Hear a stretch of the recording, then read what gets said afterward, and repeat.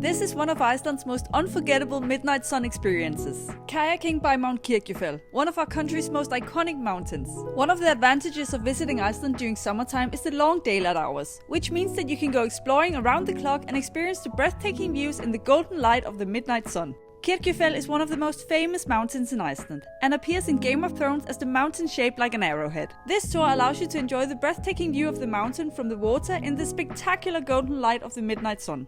And you'll even get a small taste of the riches found in these waters.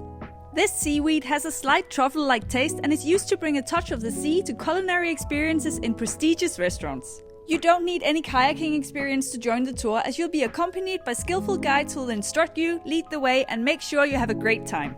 Just show up wearing a woolen base layer, woolen socks and a beanie, and you'll be dressed up in a dry suit and gloves. After your adventure, you can enjoy a cup of hot chocolate and a beautiful view of the setting midnight sun. Book this experience on guidetoiceland.is, where you'll find the biggest selection of tours and activities in Iceland.